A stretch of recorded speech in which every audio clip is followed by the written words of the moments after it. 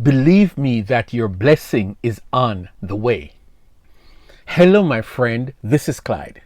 Today we're going to talk about some not so nice things or some crummy experiences. I call those things the downside of being a Christian. Now settle down and spend some time with me. I'm not going to cast a pall over you. Instead, I want you to step from under the layers of dark clouds that have been hanging over you lately. Step into the sunlight God has made available for folks like you and me and others of similar faith. Life throws some tough experiences at some Christians like you and me and many of our brothers and sisters who find themselves daily fighting this vicious and cruel enemy who comes to steal, to kill, and to destroy. John 10 and verse 10. I'm thinking of the young Christian teen, how recently he lost his mom to cancer, and now this high school senior has to be worried about his younger siblings who look to him every day for everything. This young man turned to God for a miracle, and it did not come. God did not answer his prayers. There's a family. Both parents are Christians, and their 4 children. Things are not good, but things are not bad either, because dad has to work at nights as a security for an office complex.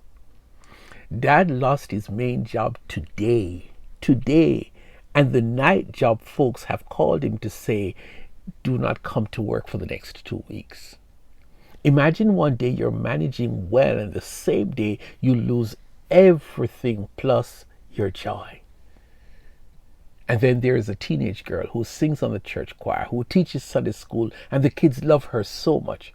Her parents are missionaries with a local agency, but things have been pretty rough lately. Finances are low, food is getting less and less, and her oldest sister has been depressed for months and recently attempted suicide.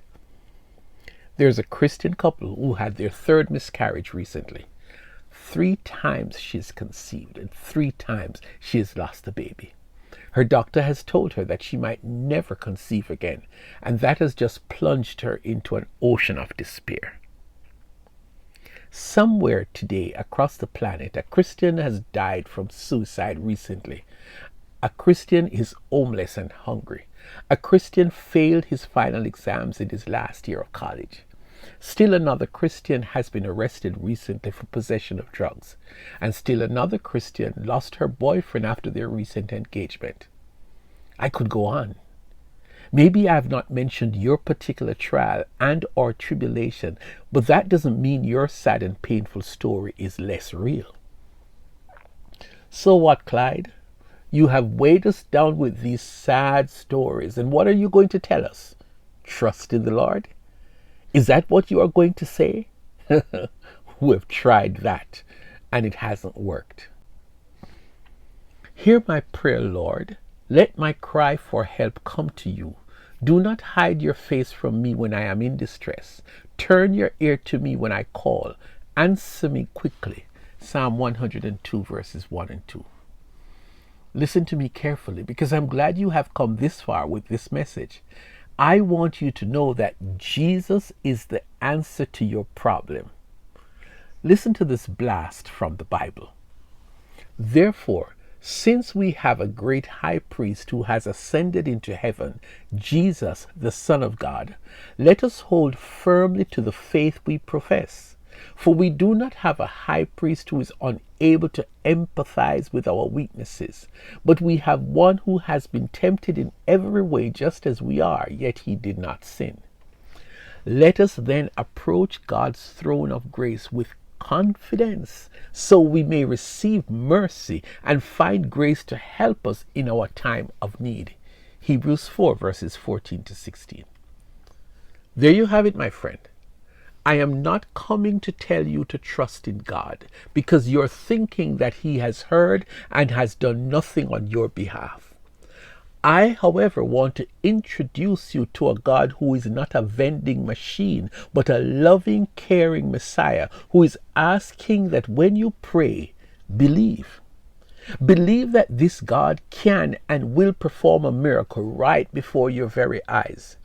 Your days of feeling abandoned by God are over, and I want you to go to the Lord with a fresh kind of faith, a faith that is filled with confidence that tells you He is ready and waiting to pour out supernatural blessings in your life, like that of Aaron and the oil running down him.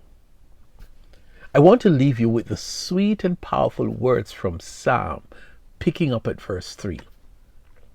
But you, Lord, are a shield around me, my glory, the one who lifts my head high. I call out to the Lord, and He answers me from His holy mountain. I lie down and sleep. I wake again because the Lord sustains me. I will not fear though tens of thousands assail me on every side. Arise, Lord, deliver me, my God. Strike all my enemies on the jaw. Break the teeth of the wicked. From the Lord comes deliverance. May your blessing be on your people. Your life doesn't have to be one of stress and distress and pain and gloom. Trust in God, the God that I'm talking about, the God who knows you and has not abandoned you. Call on Him today with a sincere spirit and watch God rise up and His enemies be scattered. And you will smile once again because He is going to turn your mourning into dancing. Psalm 30 and verse 11.